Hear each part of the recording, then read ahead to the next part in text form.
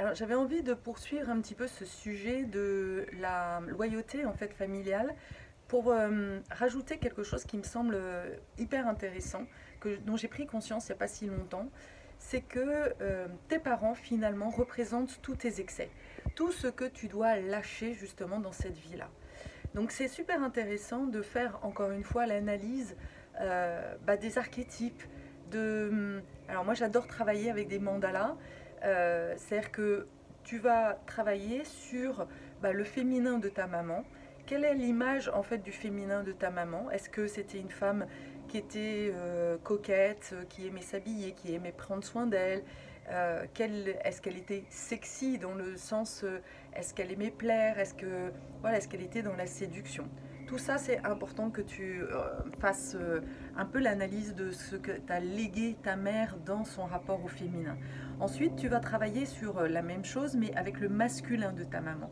Est-ce que c'était une femme autoritaire, peut-être trop autoritaire ou pas assez autoritaire? Est-ce qu'elle s'assumait? Est-ce qu'elle était rigide ou au contraire plutôt soumise? Est-ce qu'elle était... est-ce qu'elle avait cette structure qui a pu te donner vraiment des piliers importants? Est-ce qu'elle se faisait respecter face à l'autorité, par exemple, face à son père, par exemple, ou face à ton père? Voilà. Quelle est aussi la relation entre son masculin, son féminin? Quelle est la relation avec ton père? Est-ce qu'elle était dans une relation de soumission ou au contraire de domination? Tout ça, en fait, et tout ce qui te paraît excessif, justement, eh bien, faut te dire que tu as hérité, malgré toi, même si c'est quelque chose qui ne te convient pas, eh bien, tu vas pouvoir observer que, mine de rien, tout ça joue dans l'ombre de toi-même, en fait. C'est comme des sous-personnalités qui vont se manifester. Et je le vois, en fait, moi, la première fois que j'ai fait ce mandat-là, j'ai pris conscience, justement, de cette sous-personnalité de plus que parfaite, qui est vraiment, alors là, le beau miroir, en fait, de ma mère, et combien, en fait, cette sous-personnalité agissait dans l'ombre. Je n'en avais absolument pas conscience. J'avais conscience et j'étais très fière de ma rebelle, mais je ne me rendais pas compte que derrière la rebelle, il y avait aussi cette plus que parfaite qui finalement, et surtout au niveau du business, avait une exigence et qui m'empêchait justement d'être dans cette spontanéité. La première fois que je me suis lancée à faire des vidéos ou à faire un webinaire, j'ai passé des heures et des heures à essayer de remplir des papiers, à imaginer tout, à faire tout au cordon, et finalement à toujours remettre au plus tard parce que ça c'était jamais assez. Donc ça c'est vraiment hyper important de prendre conscience en fait de ces sous-personnalités qui agissent dans l'ombre. Et ensuite, une fois que tu as fait ça pour ta maman, eh ben, tu peux faire la même chose pour ton père. Pareil, quel était le masculin, en fait, la représentation du masculin, en fait, à travers ton père?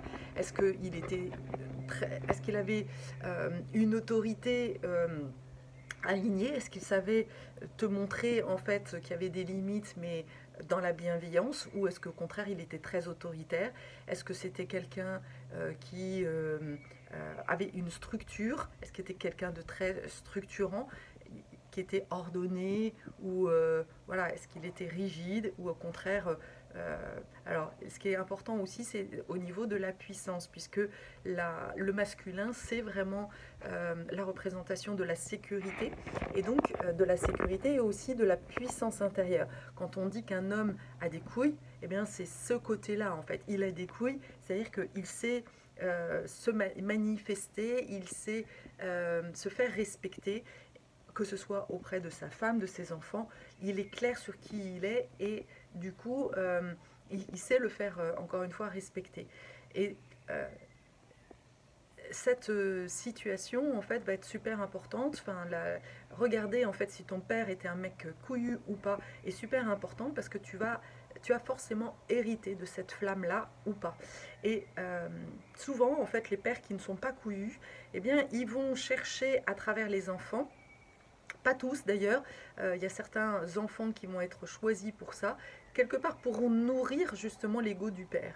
C'est-à-dire que pour le père va parfois choisir en fait ses enfants, utiliser ses enfants comme faire valoir justement pour nourrir justement ce côté puissance, pour se donner cette illusion justement de toute puissance. Et c'est pour ça que du coup le père peut très bien faire autorité sur les enfants, mais de manière agressive, avec de la maltraitance. Alors ça peut être de la maltraitance physique, mais ça peut être aussi de la maltraitance verbale. C'est-à-dire qu'un père ou un père qui empêche justement une enfant de s'exprimer librement, c'est un père maltraitant. Un père qui empêche son enfant de libérer, enfin, d'exprimer ses émotions, qui n'est pas à l'écoute en fait de ce qu'est son enfant, qui le met dans... Et Dieu sait si notre éducation a été faite comme ça, hein, tiens-toi de droite, mets-toi les pieds sur mets les coudes pas sur la table, enfin bon bref, tu vois ce que je veux dire. On a vraiment baigné dans une éducation hyper autoritaire, hyper rigide, et ça peut être vraiment à l'origine de traumatismes, parce que finalement c'est comme ça a coupé justement le côté spontané en fait de l'enfant en toi, et ça peut avoir beaucoup de dégâts.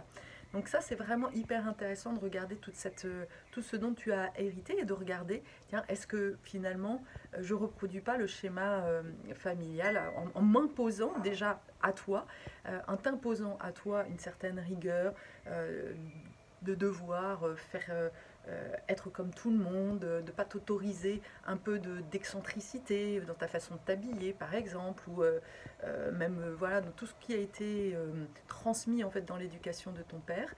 Et puis de regarder aussi le féminin.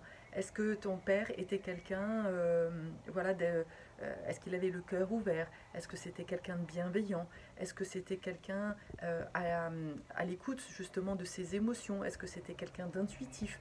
Tout ça fait partie en fait aussi de l'héritage finalement.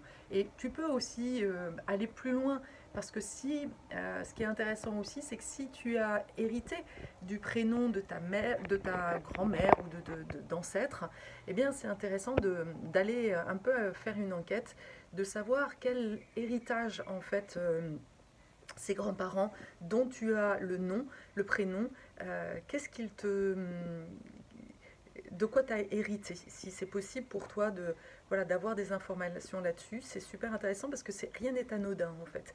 Moi j'ai hérité du prénom en fait de ma grand-mère, de ma grand-mère paternelle.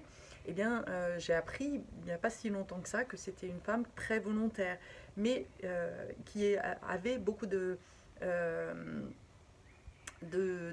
volonté justement d'être dans l'indépendance, dans l'autonomie, mais finalement qui s'est retrouvée à faire 7 enfants. Donc finalement elle s'est retrouvée dans un sacrifice, enfermée dans un rôle de mère, alors qu'elle aspirait à être une entrepreneuse. Et tout ça en fait fait partie des schémas en fait qu'on hérite. Donc en prendre conscience, c'est vraiment important. Et ensuite, bien, la deuxième chose, ça va être de te libérer de tous les schémas en fait qui ne t'appartiennent plus. Parce que c'est notre mission ici sur Terre de vraiment se libérer, de sortir en fait des schémas d'autorité, de ce patriarcat. Et il faut le faire à l'intérieur de nous en fait pour que ça se diffuse ensuite dans la société. Donc vraiment ça c'est un travail que je t'encourage de faire comme un mandala avec ses différentes parties. Tu peux aussi le faire de manière très créative à travers un travail de collage, ou de regarder le féminin, le masculin en fait dont tu as hérité, et du coup et ensuite tu peux te faire un petit rituel pour le brûler en toute conscience, de dire que voilà, et te libérer en fait de tout ça, et de construire ensuite un deuxième mandala ou un deuxième moonboard qui va représenter justement cette fois-ci le féminin et le masculin que tu veux incarner. Voilà. Donc je te souhaite un beau travail créatif. C'est le solstice d'été, donc c'est vraiment le moment de faire ça pour sentir en fait toutes ces énergies à transmuter. À très bientôt.